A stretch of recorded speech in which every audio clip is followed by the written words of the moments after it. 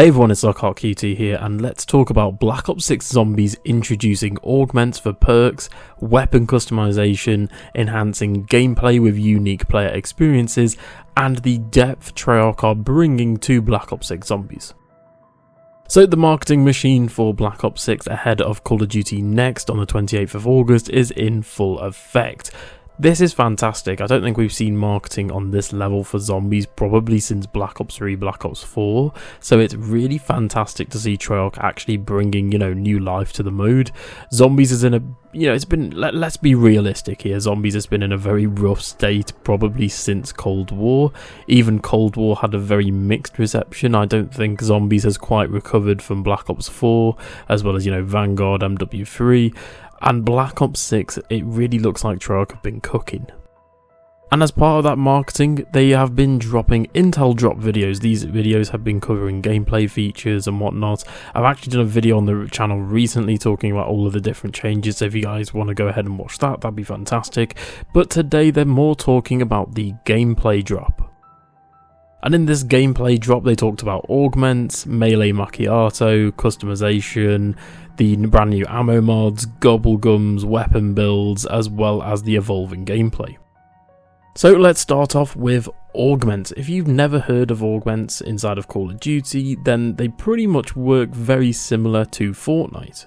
In Fortnite, you'd spawn into a match, you'd have an augment, you'd be able to select it sort of pre-game, and then you'd have to do a challenge in-game to earn a reward of that augment.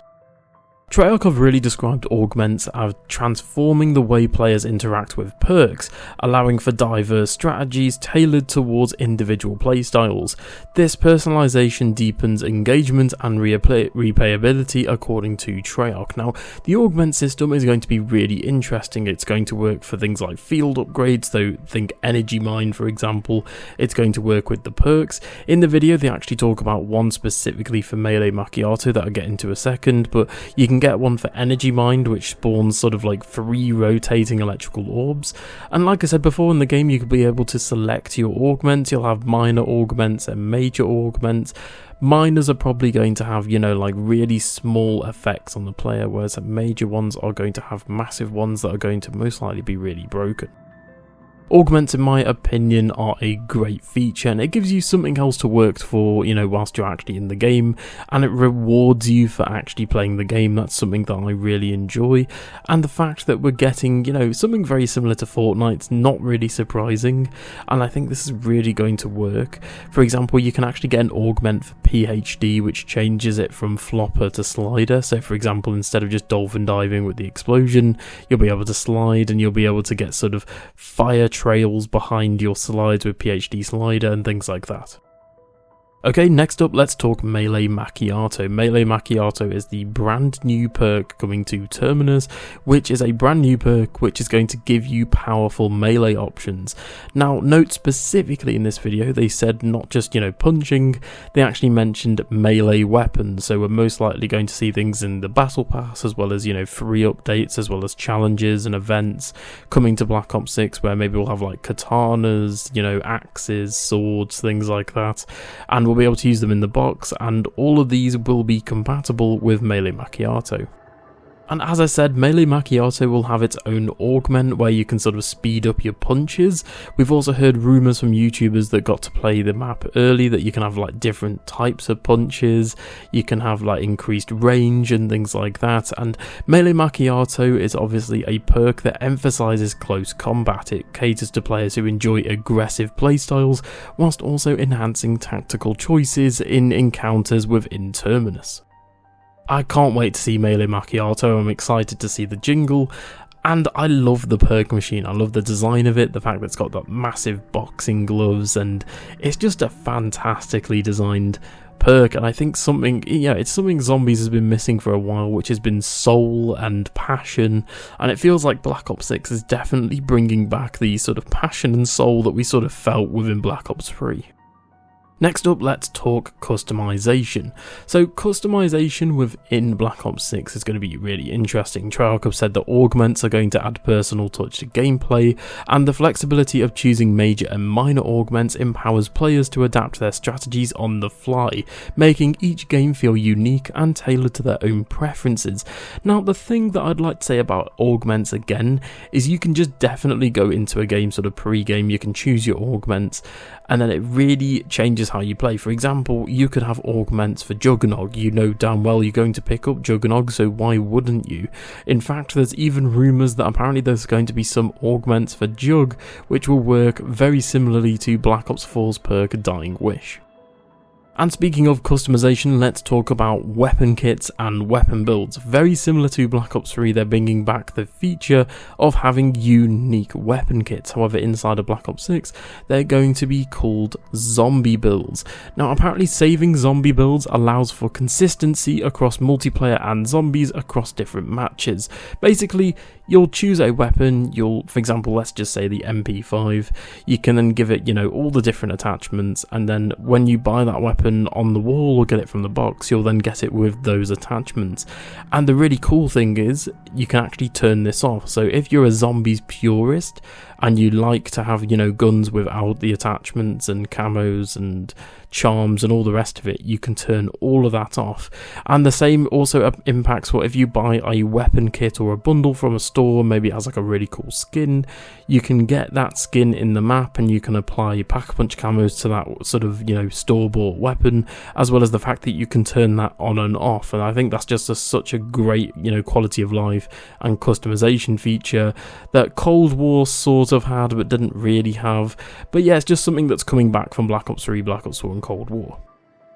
Next up, let's talk Gobblegums. Now, I think Gobblegums will require their own sort of big video sort of explaining Gobblegums in more detail. Pretty much all the Gobblegums we've seen so far, and I'll definitely have that coming in the future.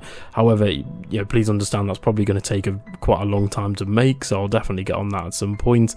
But Gobblegums are returning from Black Ops 6, and it's kind of weird that Gobblegums just haven't returned since, as they were taken out of Cold War entirely, and Black Ops 4 had the sort of not as well received Elixir system.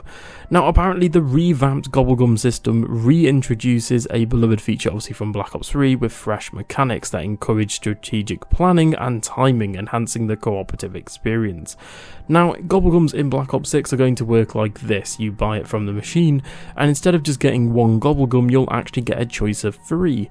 Very similar to Vanguard Zombies, where you had the sacrificial hearts as well as the sort of book. I can't remember what it was called on the top of my head, but you go to the book and you would actually use your hearts that you earn in game to buy different rewards. So it would be things like cryo freeze and things like that. And Gobblegums are going to be working very similarly. So for example, you get Perkaholic, you get Unquenchable, and then maybe you get killing time or something like that, and then you can then go into a side menu on the side of your screen in the HUD, and then you can actually choose one of those Gobblegums specifically to use. Also, we got the sort of reaffirmation that Perkaholic is going to be returning. We already knew it was going to return, we've already seen it in fact in the marketing. Perkaholic is probably the most iconic Gobblegum, as it was just the most OP Gobblegum of all time, in my opinion. If you don't know what Perkaholic was, well, it gives you all the perks on the map at once, and it works even better in sort of Black Ops 3, Black Ops 4, because obviously you could, on maps like Revelations, for example, you've got more perks that were included in the Devunderfizz machine, so you could have all the perks from that. And sadly, we're only getting, I believe it's 8 perks, we're not getting Mule Kick and all that, but apparently we are getting more perks after launch, so that'll be fantastic. But yeah, I think this is a really cool Gobblegum system, the fact that you get like a pack rather than just one. Also the fact that they've kind of nerfed Gobblegums, being so that you can't just get, a free Gobblegum per round. I feel like that really works well. I'm hoping that they bring back, Newton's Cookbook and everything that came in sort of post Black Ops 3, in the DLC, where they made it so that you can like craft Gobblegums and you could combine Gobblegums to get better Gobblegums and things like that. I feel like I've said the word Gobblegums a hell of a lot, but there you go. And lastly, Treyarch I've seen a different side of Treyarch. I mean, Treyarch, I think over the past sort of 4 years or so, it kind of seems like the studio has been falling apart. I mean, obviously you had the pandemic, then Vanguard and MW3 and everything that happened with Black Ops 4 and Jason Blundell, and it kind of felt like zombies as a mode was dying, especially with Outbreak and things like that. It felt like the mode was just really dying, and I think the biggest thing to come out of both the marketing as well as these little intel drop videos is the fact that Treyarch seem to, they seem to care. And I think that's something very special to me as well, where I've grown up with zombies. I've been playing zombies since Nacta and Toten and World at War, and I've played every map on release probably since Shangri-La or Call of the Dead. And for me, I just want this mode to succeed. I want zombies to be great again, and I want the whole of the COD community, I want it to be where zombies is so good it's literally carrying the game like it did in Black Ops 3. Black Ops 3 would have been an abysmal Call of Duty if it wasn't for the great multiplayer, but more so the fantastic zombies mode. And I feel like, with Zombies Chronicles and everything like that, I'm hoping that Black Ops 6 sells well. I'm hoping that it does well on Game Pass, but more so I'm hoping that Zombies is great, because then we could potentially get a Zombies Chronicle 2, we could get post, game support, we could get DLC updates, things like that. And I think Treyarch are really, continually adding and evolving on the classic gameplay formula. I think that's something that we've all wanted to see for a while. Cold War changed quite a lot.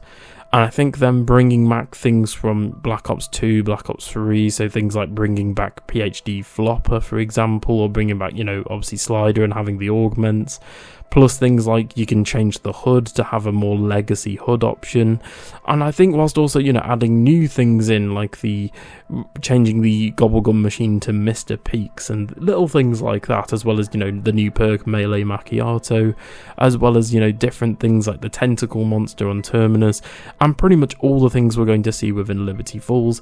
I cannot wait to see what Treyarch are cooking. And here's fingers crossed and here's hoping that the mode can attract both new players and veterans alike, whilst not forgetting its roots. I think that's really important for Treyarch, to not forget Zombies' roots, but to also continually evolve the mode. So everyone, that's been the video today. Thank you so much for watching.